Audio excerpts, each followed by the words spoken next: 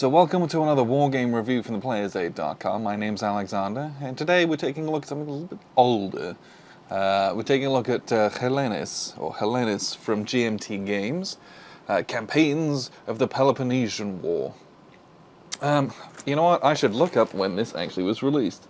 Okay, so this game came out in 2009, and it's designed by Craig Basinski, and this is one of those games that I just kind of happened across. Someone was selling it, I happened to pick up a copy of it, kind of sight unseen. I don't really know anything about it, but they were liquidating their collection, and this was kind of part of that, and I was like, sure, why not? So, Hellenes.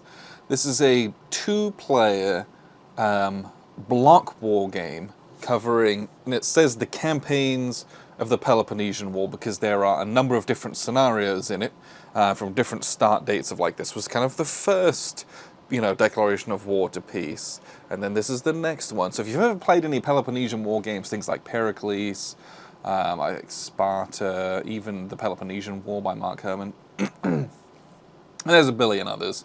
It's the war isn't consistent the whole time. You get this particular section of the war, and then peace is declared, and then later on we declare war again, and we go back to it. So it's this on-off nature to it. Basically, they divide that up into a couple of different scenarios that used different events based on the time period, and that's because in a game like this, so this is a block war game. In a game like this, those different campaigns were waged and looked so different that you can't just kind of pick up where you left off, so to speak, in between those two.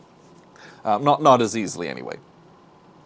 So from a block war game standpoint, the blocks themselves, if you've never played a block war game, function similarly to a lot of other block war games out there. And I'll show you the board here later, kind of explain what those look like. But you have blocks with a sticker on one side, and that sticker will have some combat values, and you can rotate the block. That's how you take step losses, that kind of thing. And it'll have some values on there for like setup or initiative, or when during the combat you might fire, that kind of thing.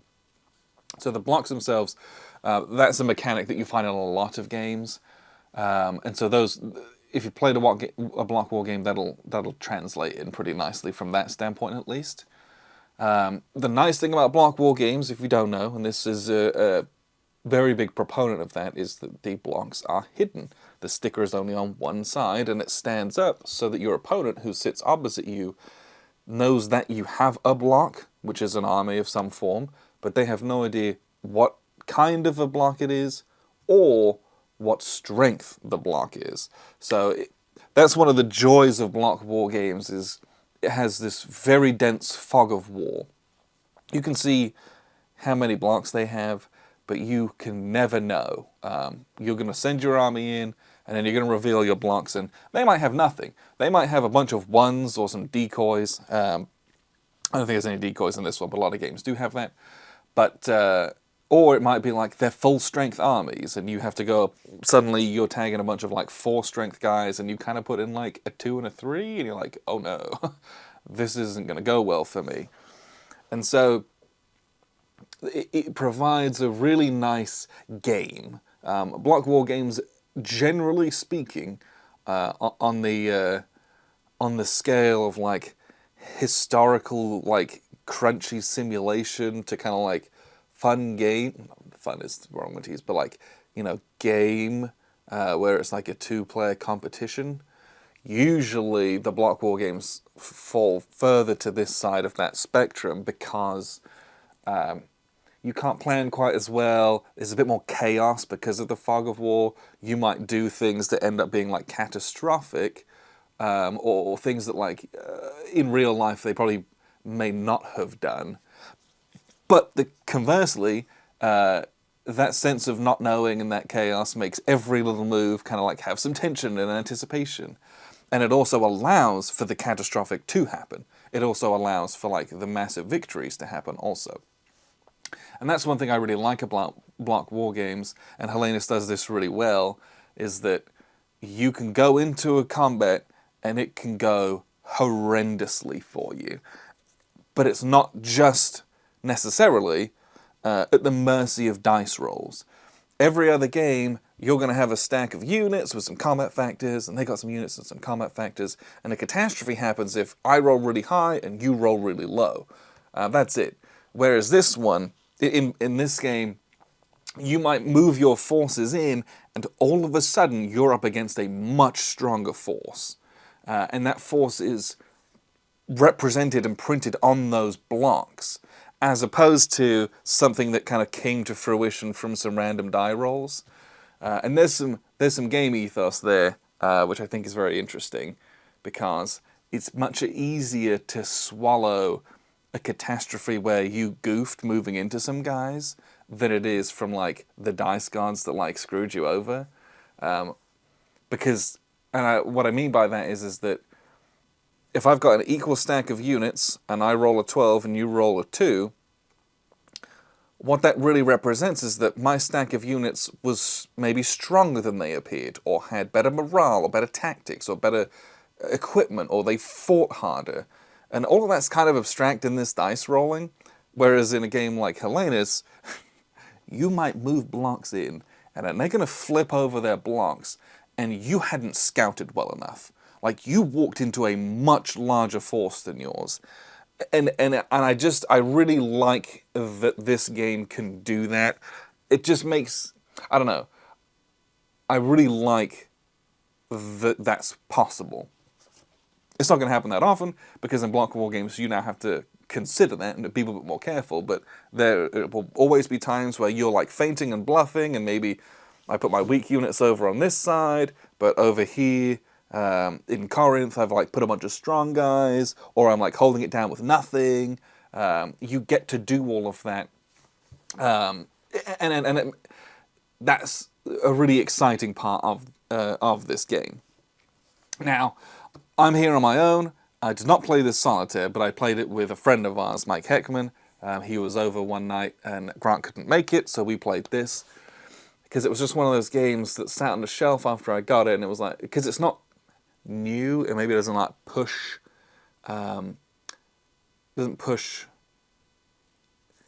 it's maybe not a priority on like the schedule that we have of playing lots of games. So it was like, hey, let's play this, because I'm never going to get played otherwise. And so we did. Now, we played let me get the dates out, because I want to make sure I say this right. We played the, now, let me get the rule book, because I want to make sure I say the dates correctly. Here we go. There's a lot of paper in this. We played the 413 campaign. Yes. Is that right? The 413 campaign. Now I have to check. Yeah, I'm pretty sure we played the 413 BC campaign, which is the earlier one of the two.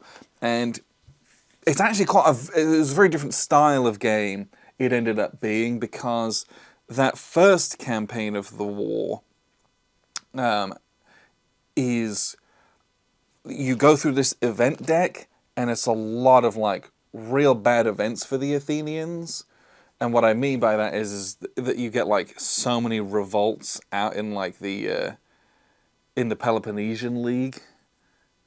I think that's, and so it's like you have to try to like take some land, but it's mostly kind of hanging on to what you've got and hoping for the best, because the events are like, hey, a revolt happens over here, and you have to now commit so many resources going over there and quelling it before you get to winter, and then like 2 or 3 of those are going to happen to you each turn, and it's like, it's a really, really difficult game of whack-a-mole. And so that particular scenario was, I don't know. We played it, and it was, the mechanics of the game are good, but I think that particular scenario was kind of like, that's a bit weird. However, subsequently, after we had kind of played that, looked around online a bit, and people were like, yeah, you should do the 430 BC campaign. And I can't remember, 431 campaign, because that's a bit more. It has less of that, just kind of like random stuff and revolts happening to you, just all in your backfield, and it's more like you might have a bit of that, but it's more like you have traditional warfare of like naval and land units, and so it's a bit less kind of piecemeal. I felt like the scenario that we played was, again, I enjoyed the mechanics of the game, but the scenario was kind of like, I felt like Mike was just pulling events, and the events were happening to me, and he hadn't done anything to either earn those, or like, he didn't really do anything to capitalize off of them, because I just like couldn't put the rebellions down, and those were just like little units that popped up everywhere. So that was, it was strange. It was a strange scenario. However, once again, everyone recommended the 431 scenario, which I was like, okay, that's makes a bit more sense based on how it was described. So I actually do want to play this again with the later campaign, and hopefully that's a bit more of a better actual like scenario experience. So I'm excited to play more of this, but I've waffled on a little bit here. Let me kind of show you how it works, and I'll wrap up with a few final thoughts. So here's a look at the map. As you can see, you have everything that you would expect. Greece, Sicily, Persia over here, and the map is divided up into these regions, and most regions are occupied by cities, which are squares or ports, these hexagons, and they also have values in them, which is both their tribute value and also how many points or how many units that they can support when you're wintering. So this game is a card-driven game. You've got a deck of cards, and very much like many of the other Columbia-style block war games, you have an event on one half of it, and you have ops on the bottom half. And so what's nice is that in this one, you've got to decide beforehand which one you're doing, either or, but the cards are identical no matter which way you put them. So I end up reading half the cards upside down in my hand, so they don't know, oh, I'm reading this way and then I'm putting it down that way. But basically, you're going to play a card down. I'm going to play this one for the ops. The ops are going to be played towards myself, so I know that that's the side I'm doing. If I was doing an event, I'd kind of put it upside down. The event is towards me, so when I flip it over, the event is towards me. That's what I'm doing. And the opponent's going to be doing the same thing. They're going to play a card for themselves with the ops towards themselves or the event towards themselves. And then you simultaneously reveal. So I played ops, they played ops facing towards them.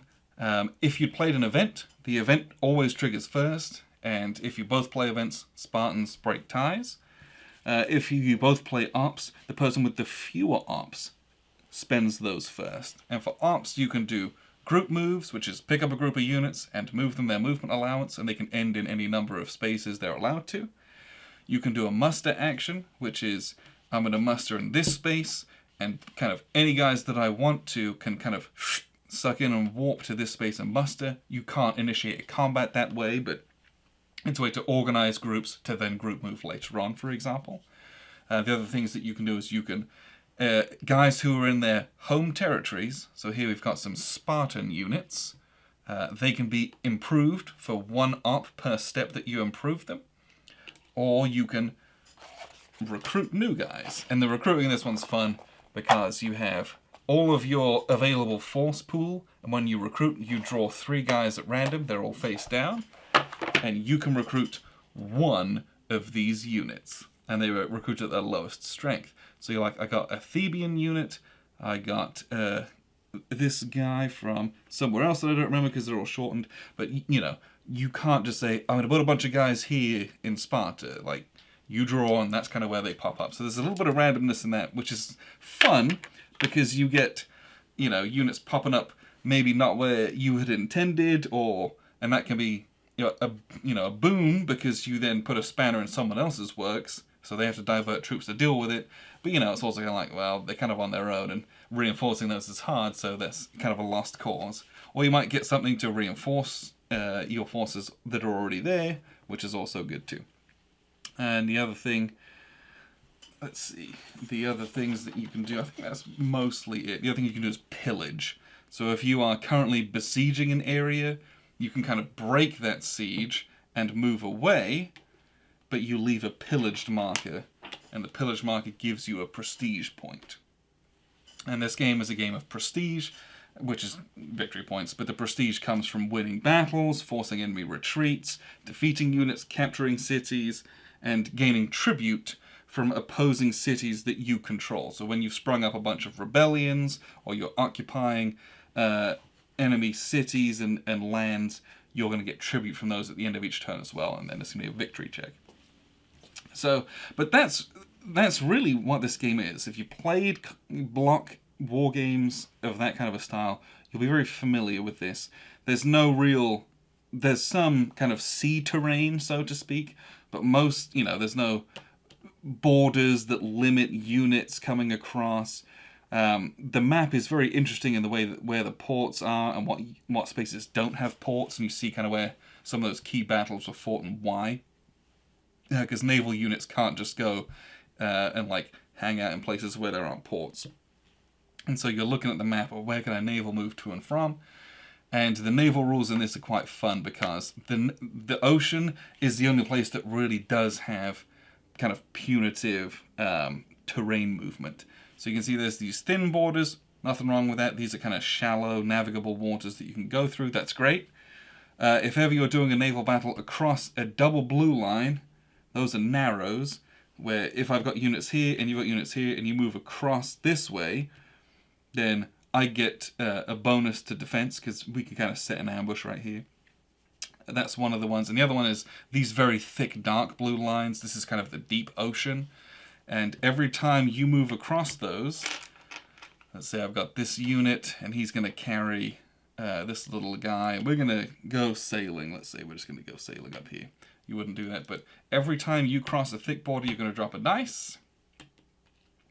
And then you're going to, once you're over here, you're going to roll those dice and see what's happened to you. So you're going to roll to see if there's a storm every time you cross one of those. And depending on which card play it is of the turn, because there's spring, summer, high summer, fall, and winter, you're going to look at this little storm table. So over here, if it's spring or winter, on a 1 through 3, so 50-50, there is a storm. And storms are always bad. If you're going in high summer, only on a 1. So let's say we were going in the summer, it's on a 1 or a 2. So this first one, we had a storm. Fantastic. This one did not have a storm. This one did not have a storm. So we had a storm, and the storm, we're going to look down here. We're going to roll another d6. On a 1 through 3, the fleet is entirely eliminated. On a 4 through 6, you lose a step only. So we're going to roll a die. I roll a 5 through a 6. That's good. We're going to lose a step. And it's your fleet that loses the step.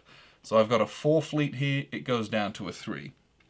Why that's important is because your carry capacity for your fleets is 1 pip less than your fleet strength. So this guy was a 3. He can only carry a 2 strength unit. Luckily, I'm only carrying a 2 strength unit. So that didn't degrade me. But if I had degraded again as the fleet and went from a 3 to a 2, I can't carry 2 points of units. I can only carry 1 less than my fleet strength, so I would have to degrade my unit.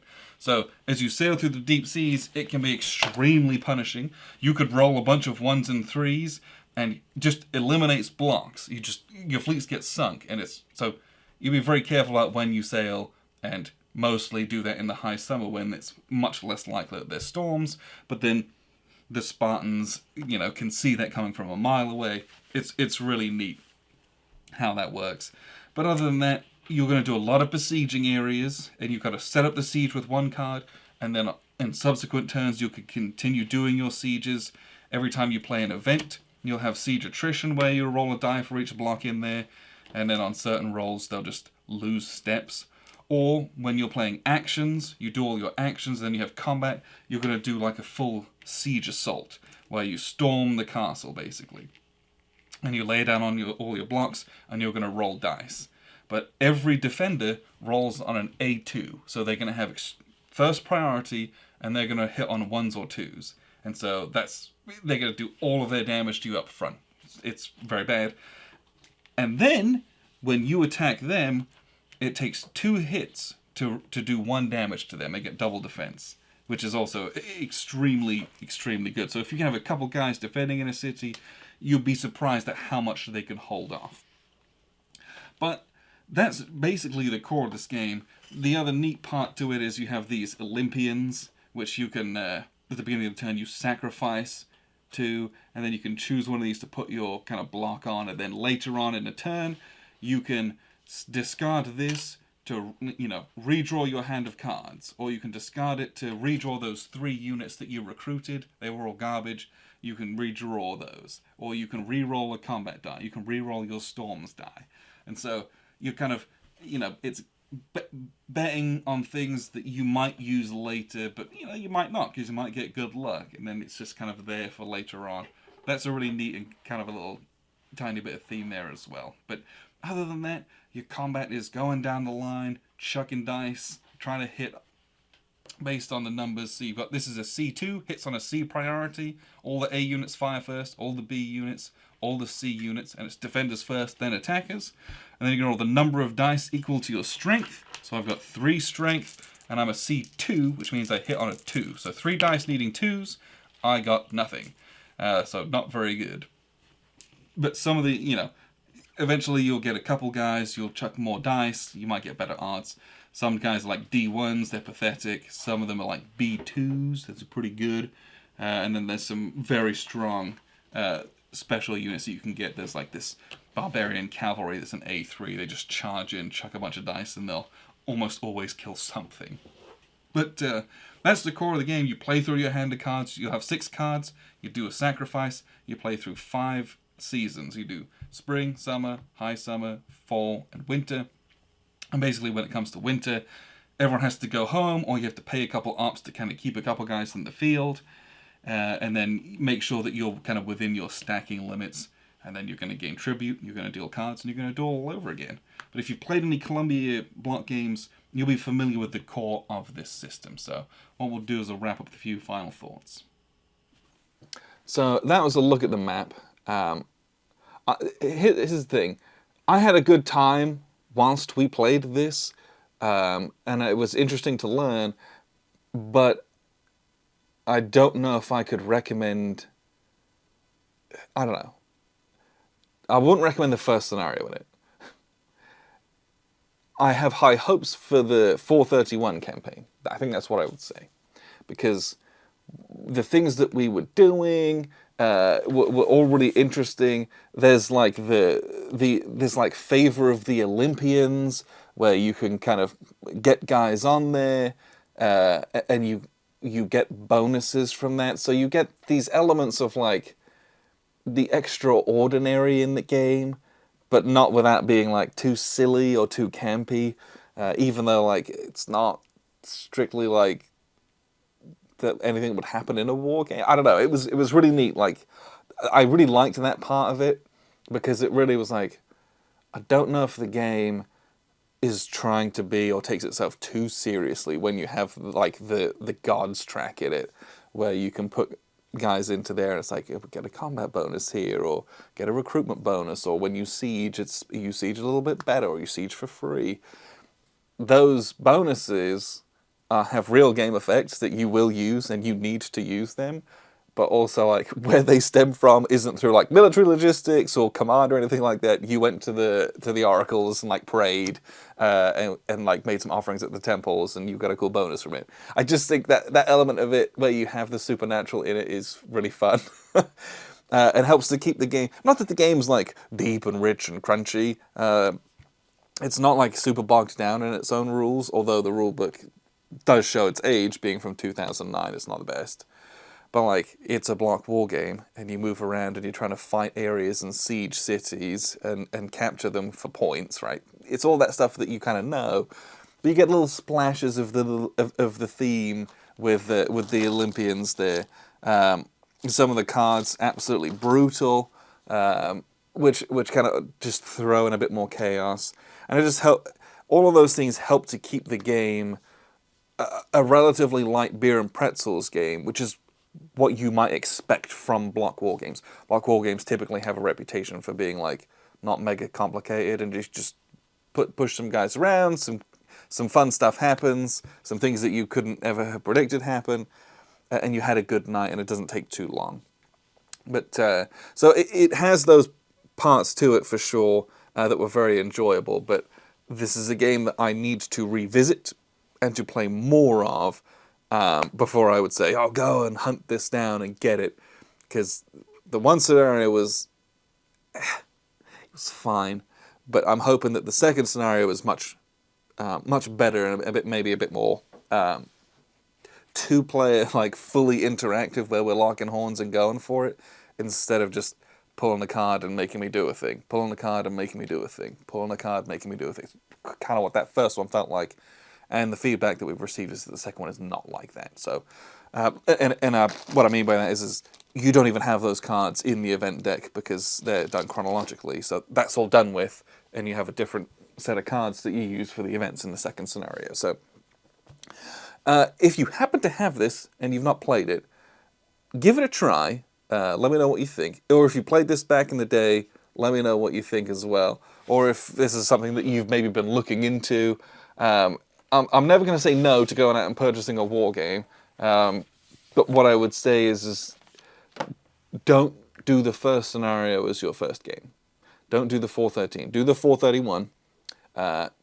Do that as your first, because I think you're going to have a better time with it, and I would hate for you to like be soured on the game because the scenario wasn't what you were expecting out of it. And I almost felt that way. If I hadn't have gone online and read the feedback, I might have felt that way. But everyone was very much like, 431 campaign, that's where the business is at, that's where the game is. And so I do want to play this again. It was a really cool, also, it was a cool game to play. I don't know if you can see this, but like, for those of you who skipped the board section of the video, no, focus. Oh no, it's not showing up. These dice have they're sparkly. These are like a night purple with glitter in them for absolutely no reason thematically in the game, but they're stunning dice to play with. I really liked them. So I had a good time with those, that's for sure. Sorry you couldn't see him. Hopefully you can see him in the middle section of the video. But yeah, it has, full color rulebook, full color example of playing it. So it's easy to kind of get into. The actual rules themselves, they've come a long way. Well, let's put it that way. They've come a long way in rule writing since then. They do have a good number of examples in it, so you can go online and there's some living rules or some kind of updates that have been made. It's probably worth looking into those if you're trying to commit to this game in a more meaningful way. But I enjoyed what we were doing, but this warrants more play, and again, using scenario 2. But yeah, just thought I'd sit down and give you some thoughts on Hellenus from GMT Games. Once again, a game from 2009. If you happen to come across this and it's at a reasonable price, you could do a lot worse, especially if it's something that you're interested in. But I look forward to playing more of this, and I think once I do, I might maybe put like a short addendum to this video of just like, hey, this is how it was once I had done the other half of the game, and if it was better or not. So, Hellenes from GMT Games. Appreciate you very much for tuning in. I've been Alexander from theplayersaid.com.